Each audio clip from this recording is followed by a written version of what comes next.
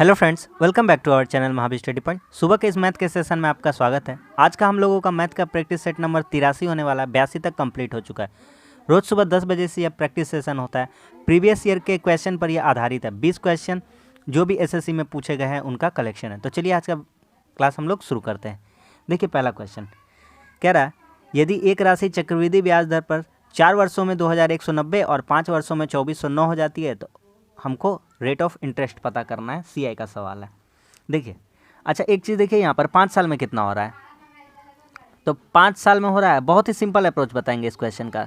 2409 और 4 साल में कितना हो रहा है। तो 4 साल में हो रहा है 2190। जब भी इस टाइप का क्वेश्चन आएगा ना, 1 साल का अंतर का बात रहेगा। एक मान लीजिए रहता है 4 साल, दूसरा रहता है 3 साल। जब भी इस टाइप का क्वेश्चन आएगा तो क्या करिएगा, इन दोनों का पहले देखिए अंतर कितना हो रहा है। 9 का, इधर हो जाएगा 10 में 9 गया 1, और इधर आपका कितना हो जाएगा, 3 में 1 गया कितना हो जाएगा 2। ठीक है, तो 1 साल का अंतर कितना आ जा रहा है 219 का। तो 1 साल का अंतर 219 का है, तो सवाल खत्म हो गया बस। तो 1 साल का अंतर 219 का, और यहाँ 4 साल में कितना हो रहा है 2190 रुपया। अब एक बात बताइए, एक बात हमको बताइए, ये जो 219 है, ये जो 219 है, यही तो ब्याज ज़्यादा है। यही 219 रुपया ज़्यादा है। कितना, 5वां साल में, 5वां साल में। और 4 साल तक कितना था 2190। तो 219 रुपया ज़्यादा है। कितना पे ज़्यादा है 2190 पे। अब परसेंट निकाल देंगे तो पता चल जाएगा कितना परसेंट ज़्यादा है। समझ में आ गया कि नहीं आ गया। उम्मीद करते हैं कि समझ में आ गया होगा। अब काट लीजिए जो जो कट जाएगा यहाँ से। ये जीरो क्या हो जाएगा, कट जाएगा। 219 से 219 क्या हो जाएगा, कट जाएगा। रेट ऑफ इंटरेस्ट कितना आ जाएगा, रेट ऑफ इंटरेस्ट आ जाएगा 10%। क्या समझ में आ गया कि नहीं आ गया। ऑप्शन नंबर 2 हो जाएगा। ठीक है, समझ में आ गया। हल्का क्वेश्चन था और एकदम बेस्ट अप्रोच से हम लोग कर लिए। अगला सवाल कह रहा है, एक रूबी पत्थर जयपुर में 1600 रुपये में खरीदा गया। रूबी पत्थर के साथ अंगूठी बनाने में 2400 रुपये व्यय किए गए। ध्यान से पढ़ेंगे, जो जो कहता है करते जाएंगे। कॉस्ट प्राइस कितना पड़ा था 1600।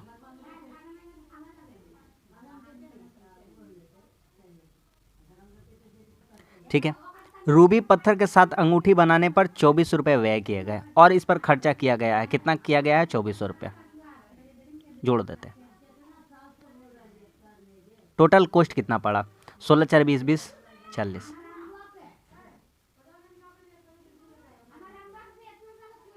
Total cost. ठीक है, मुंबई में इसे 7800 रुपये में बिक्री के लिए विज्ञापित किया गया और 10% की छूट दी गई। 7800 रुपये दाम रखा गया। 7800 का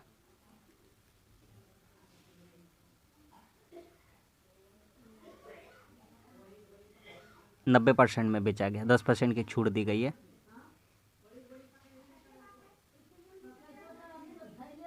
ये आएगा सेलिंग प्राइस। ठीक है, अब काट लेते हैं। 00 से 00 कट गया। 8 9 72। ठीक है, और 9 7 63 और 7 70। ठीक है, 7000 कितना हो गया, 7020 रुपया। ठीक है, इतना में बेचा गया। हमको खरीदने में टोटल कॉस्ट लगा था 4000, बेचे 7020 रुपया में। तो हमको लाभ कितना हो गया, प्रॉफिट परसेंटेज निकालना है। Profit percentage profit. ठीक है, कितना लाभ हुआ है, तो 3020 रुपया। किस पे लाभ हुआ है, जितना पे हमको 4000 पे, इस यही तो हमारा कॉस्ट प्राइस है, इतने तो खर्चा किए थे, इंटू 100। जो जो कट जाएगा काट लेंगे।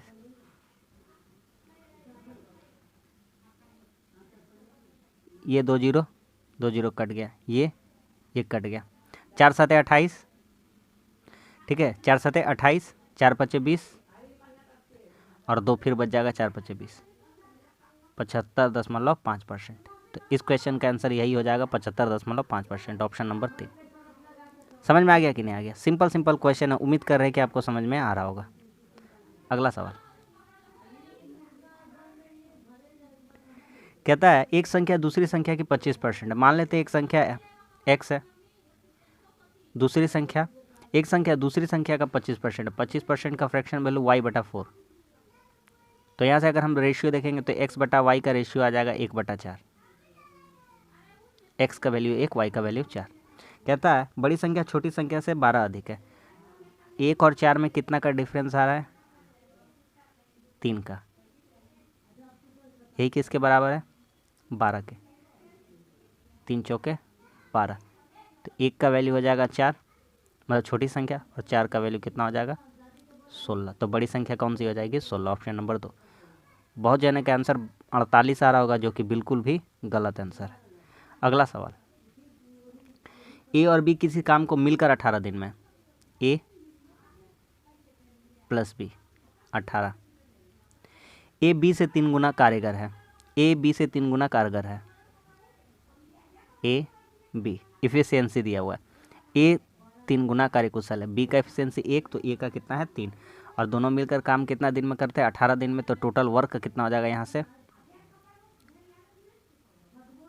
वर्क हो जाएगा 18 गुना 3 और 1 कितना हो जाएगा 4, यानी कि 72 काम हो गया 72। किसको करना है अब, बी अकेले इस काम को कितना दिन में करेगा, बी 72 काम है, बी का एफिशिएंसी 1 है, 72 एकम 72।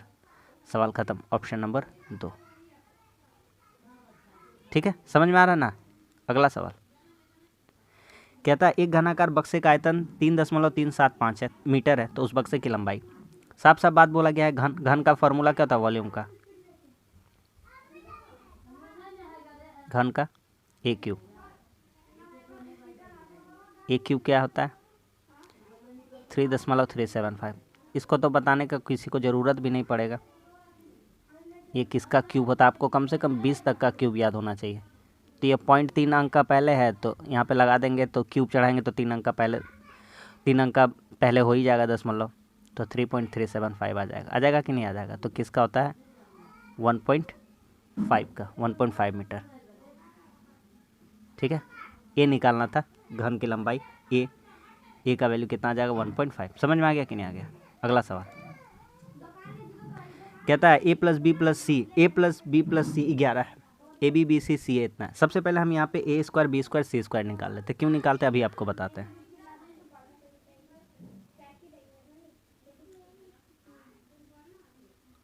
दोनों तरफ स्क्वायर करिए,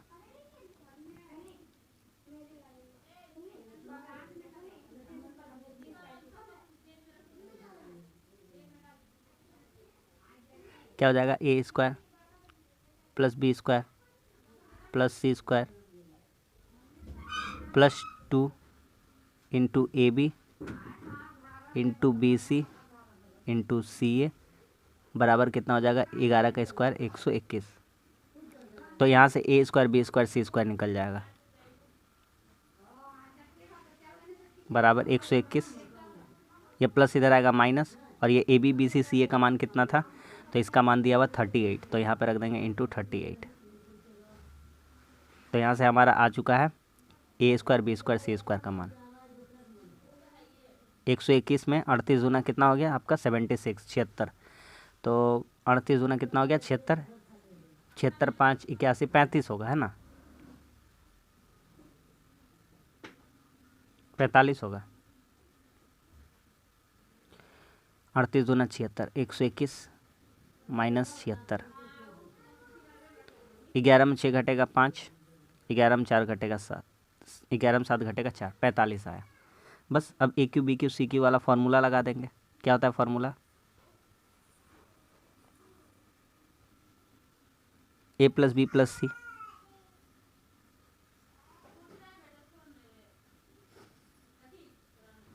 into A square B square C square minus A B B C C A B C का मान कितना दिया हुआ 11 into A square B square C square कितना आया 45, और इसमें घटा देंगे ए बी बी सी सी ए वाला प्लस वाला जो था 38। तो 45 में 38 घटेगा कितना आ जाएगा 7, तो 11 गुना 7 करेंगे तो कितना हो जाएगा 11 7 77। तो इस क्वेश्चन का आंसर कितना हो जाएगा 77, ऑप्शन नंबर 2। ठीक है, अगला सवाल कह रहा है रेलगाड़ी एक समान गति से 360 किलोमीटर की दूरी तय करती है। यदि रेलगाड़ी की गति 10 किलोमीटर प्रति घंटा अधिक होती तो वह यात्रा को 3 घंटे कम समय। रेलगाड़ी की गति बताइए। बाई ऑप्शन करेंगे इसको ट्रिक से। तो 360 में अगर पहला मान लेते हैं 10 घंटा, रेलगाड़ी की गति मान लेते हैं 40, तो पहले कितना घंटा लगा रहा था, 9। अब 360 जाने में 10 किलोमीटर प्रति घंटा बढ़ा देंगे तो अब 50 करेंगे, 50 से 360 भागा खाएगा नहीं, ये ऑप्शन नहीं होगा। अगला चेक करते हैं, 360 बटा 25, 25 से कम 25, 110, पूरी भागा नहीं खा रहा है, इसको भी हटाते हैं। अगला चेक करते हैं, देखिए ना ऑप्शन से कितना जल्दी हो जाएगा, 360 बटा 30 किलोमीटर प्रति घंटा, तो यहाँ टाइम कितना लगेगा, 12 घंटा। अब अगर उसका स्पीड कर देंगे 10 किलोमीटर प्रति घंटा ज़्यादा, यानी 40 कर देंगे, तो अब कितना लगेगा, 9 घंटा। दोनों का अंतर कितना घंटा का आ जाएगा, 3 घंटा। बोलिए, आया समझ में? ये भी नहीं होगा, ये भी नहीं होगा, ठीक है। तो इस क्वेश्चन का आंसर कितना हो जाएगा, ऑप्शन नंबर 3। क्लियर है? समझ में आ गया कि नहीं आ गया? अगला सवाल,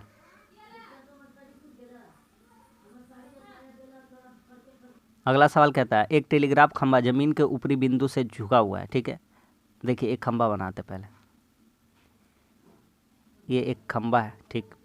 उसका ऊपरी सिरा उसके पाद से 8 मीटर दूर, उसके पाद मतलब उसका नीचा सिरा, यहाँ से यहाँ तक का बीच का दूरी, ये उसका ऊपरी सिरा यहाँ बनाते हैं, टूट गया, यहाँ से आके इसको टच कर रहा है, ठीक है। अब क्या कहता है, ये खंभा था, देखिए ध्यान से समझिएगा, ये क्या था, खंभा था। ये जो खंभा यहाँ से मान लीजिए टूट गया, यहाँ से टूटा, तो ये वाला जो हिस्सा यहाँ पे आकर इसको टच कर रहा है, कहाँ से, नीचे से लेकर के। यहाँ से यहाँ तक दूरी कितना था, बोल रहा है 8√3 मीटर को स्पर्श करता है, तो 8√3 यहाँ से यहाँ तक। उन्नयन कोण कितना है, 30 डिग्री का, एकदम सिंपल क्वेश्चन है, 30 डिग्री। तो ये वाला कितना हो जाएगा, 60 डिग्री, और ये जानते ही है ये कितना है, 90 है। तो रेशियो हम लोग पढ़े हैं ना, 60 सामने वाला भुजा कितना मान होता है, √3, 90 का सामने वाला 2 और 30 का सामने वाला का मान 1। अब देखिए तो क्या कहता है, तो कहता है √3 का वैल्यू 8√3 है,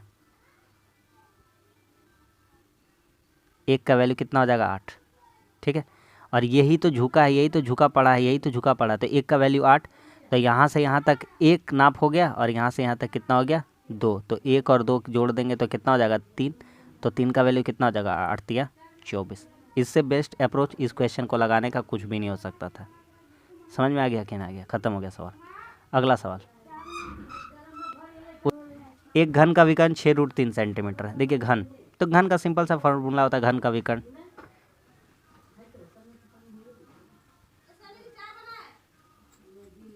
घन का विकर्ण 6√3, ठीक। क्या फार्मूला था, √3 है,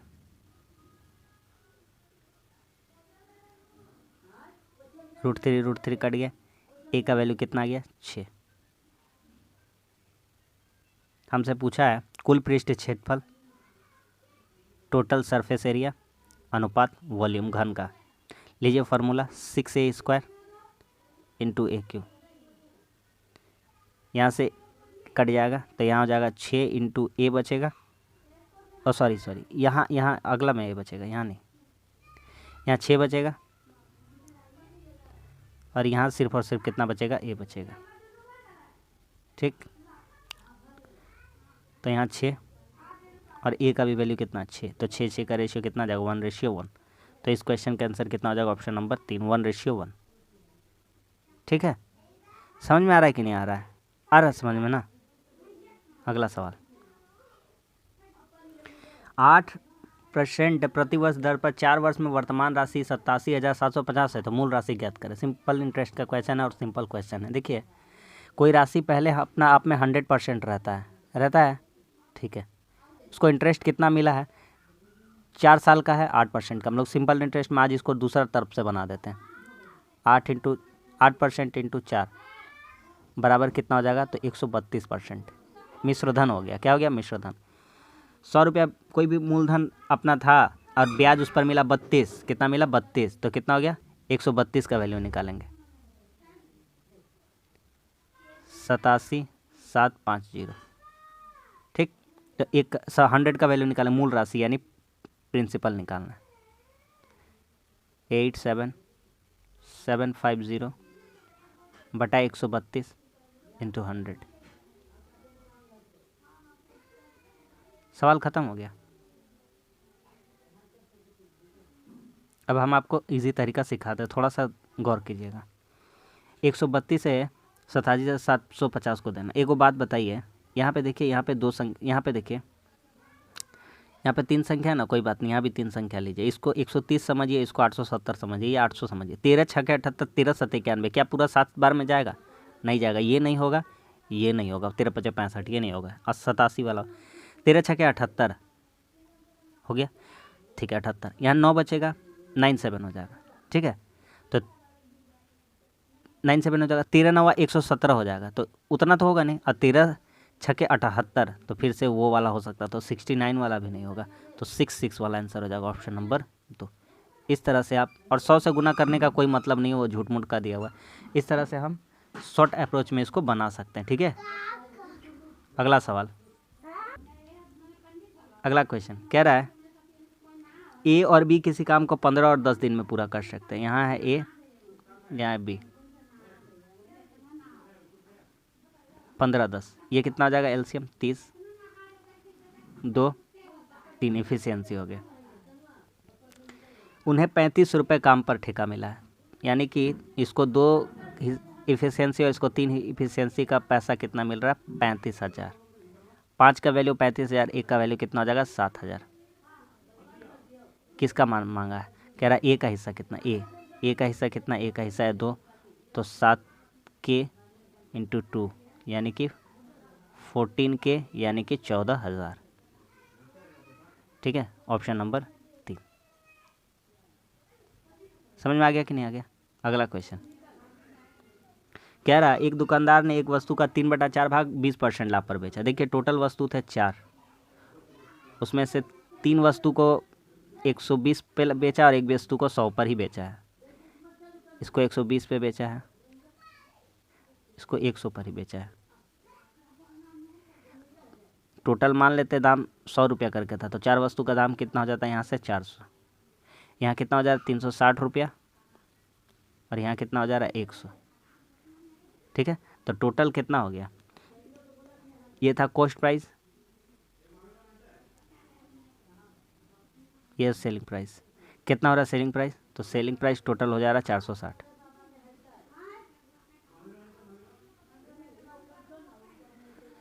ठीक है 460। तो यहाँ से प्रॉफिट देख लीजिए कितना हो रहा। प्रॉफिट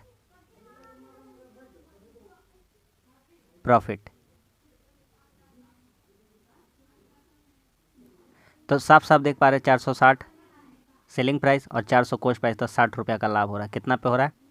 400 पे हो रहा है इंटू 100।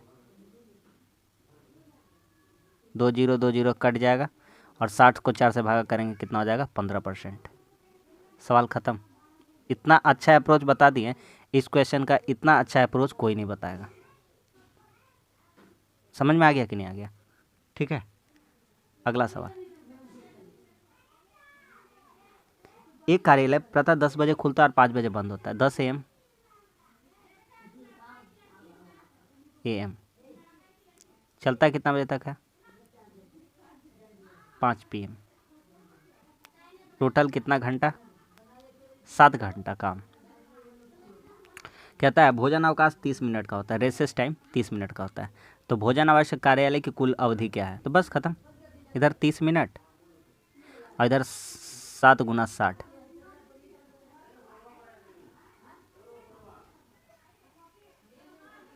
एक अनुपात 14, ऑप्शन नंबर 2। समझ में आ गया कि नहीं आ गया? खत्म हो गया सवाल। समझ में आ रहा है कि नहीं आ रहा? अगला सवाल बहुत ही हल्का क्वेश्चन है, देखिए यहीं से डायरेक्ट हम आंसर निकाल देते हैं डायग्राम से। एक बात बताइए, ये तो आपको साफ साफ दिख रहा है कि लंब है, ये लंब है, ठीक है। ये स्पर्शक है, ये व्यास है, ये यहाँ पे लंब है। तो ये 20 है और लंब है, तो कितना हो जाएगा? तो यहाँ पे Q का वैल्यू दिया है 20, P का वैल्यू है 90, तो यहाँ पे A का वैल्यू बताना, ये वाला A का। तो A का कितना हो जाएगा? 9 2 11 हो गया तो कितना होगा 70 डिग्री, क्योंकि टोटल वैल्यू कितना होता है 110, 110 और 70 कितना हो जाता है 180। Option number D. समझ में आ गया। एक त्रिभुज का तीनों मानो 180 होता है, यहाँ पे 20 90 था तो तीसरा हो जाएगा 70। अगला सवाल, 50 विद्यार्थी की एक कक्षा में 40% लड़कियाँ, लीजिए 50 स्टूडेंट है, 40% लड़कियाँ हैं, बॉयज़ गर्ल्स, लड़कियाँ 40% है, बॉयज़ 60% होंगे, 5 6 के 30, 5 के 20। लड़कों का औसत वजन 62 किलोग्राम, लड़कियों का 58, तो कक्षा के सभी विद्यार्थियों का औसत कितना होगा? निकाल लीजिए, यहाँ से सिंपल ही है। लड़कों का औसत वजन कितना? 62, 62 करके औसत है, 30 लड़का है, प्लस 20 ठो लड़की है, 58 करके औसत है। टोटल लड़का लड़की मिलाकर कितना जन थे, भागा दे देंगे तो एवरेज आ जाएगा 50 जन थे। ठीक है। 62 तिया कितना होता है? 3 दूना 6, 6 18, 1860, प्लस 8 दूना 16, 5 दूना 11, 5 दूना 10 है 11, सॉरी 5 दूना 11 बोल रहे हैं। ठीक है। 8 दूना 16, 5 दूना 10 और 1 11 बटा 50, ऊपर जोड़ दीजिए। 60 का झमेला हटाइए, 120 हो जाएगा। 18 11 कितना? 29, 30 20 हमको लग रहा है ना, बटा 50। 60 40 होना चाहिए, 50 से नीचे 2 से गुना कर देंगे, 604, 0 भी लिख के कोई दिक्कत नहीं है। 60 40, ठीक है। कभी भी नीचे 50 रहता है उसको 100 बना दीजिए ना, 50 20 30 कुछ भी रहता है उसको 100 बनाने का कोशिश कीजिए। 30 तो 100 नहीं बनेगा, लेकिन 50 100 बन जाएगा। √2 प्लस में ऐसे जब भी दिया रहेगा तो सिंपल से 2 का 2 गुणनखंड करिए, जिन दोनों का अंतर 1 है, 2 गुना 1, बड़ा वाला आंसर रहेगा, प्लस रहेगा तो, और माइनस वाला रहता तो 1 आंसर रहता, माइनस वाला रहता तो छोटा वाला आंसर होता। ठीक। अगला सवाल, cos theta plus sine theta बराबर है, देखिए एम बराबर, इसको हम लिख देते हैं sine theta plus cos theta, एक ही बात है। ठीक है। अब एन निकालते हैं। एन लिखा है सेक थीटा, सेक थीटा को लिखेंगे 1 बटा कॉस थीटा, और कोसेक थीटा को लिखेंगे 1 बटा साइन थीटा। एलसीएम लेंगे, sine into cos, sine theta into cos theta, cos cos मिल जाएगा, sine theta plus cos theta. ठीक है। अब बोला है m बटा n का मान, तो m बटा n का मान निकाल दीजिए। m का वैल्यू कितना है? Sine theta plus cos theta, इधर आ जाएगा साइन थीटा, n का वैल्यू लिख रहे हैं sine theta plus cos theta into, ऊपर चला जाएगा sine theta into cos theta.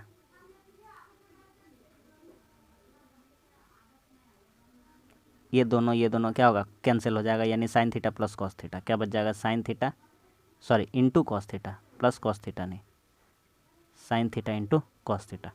Option number B. ठीक है। समझ में आ रहा है कि नहीं आ रहा है? अगला सवाल, बहुलक बताइए। कितना हल्का क्वेश्चन है, बहुलक खोजिए। 52 कितना बार दिया? एक ही बार दिया गया। 54 कितना बार दिया गया? 54 1 2 बार दिया गया। 55 1 2 3, जो 55 को 1 2 3, और कुछ देखते हैं। 54 तो 2 ही बार था, नहीं होगा। 56 नहीं होगा, 51 नहीं होगा। 53 देखते हैं, 1 2 और नहीं, 55 दिख रहा है। कितना दिख रहा है? 55, यही 3 बार है। 55 कितना बार है? 3 बार है, तो बहुलक कितना हो जाएगा? 55, यानी कि 3 बार है। अगला क्वेश्चन कह रहा है कि पिछले वर्ष की तुलना में किस वर्ष में रिक्तियों की संख्या सबसे कम थी? पिछले वर्ष की तुलना में किस वर्ष में रिक्तियों की संख्या कम थी? सबसे बड़ा ग्राफ देखिए ना, कहाँ पे अप एंड डाउन दिख रहा है, 95 और 25। तो 2014 में, किस में? 2014 में सबसे कम है पिछले साल की तुलना में। पिछला में 95 था, अब कम हो गया। 2013 में 95 था, 2014 में गिर के आ गया, कितना हो गया? 25 हो गया, ख़त्म। 2011 और 14 के बीच रिक्तियों की संख्या का अंतर, 2011-14, 2011 में कितना है? 50, और 2014 में कितना है? 25। तो इन दोनों का अंतर कितना हो जाएगा, तो इन दोनों का अंतर हो जाएगा 25। उसी पे आधारित क्वेश्चन था, ठीक है, सवाल ख़त्म। समझ में आ गया कि नहीं आ गया? तो बस आज के लिए इतना ही। उम्मीद करते हैं आज का वीडियो आपको पसंद आया होगा, इस तरह का क्वेश्चन आपको हेल्पफुल करेगा एग्ज़ाम में, ठीक है। तो बस डेली आप जुड़िए, शाम को 5:30 बजे रीजनिंग का प्रैक्टिस सेट होता है, उसको भी ज़रूर लगाइए। तो मिलते हैं अगली वीडियो में, तब तक के लिए धन्यवाद। जय हिंद।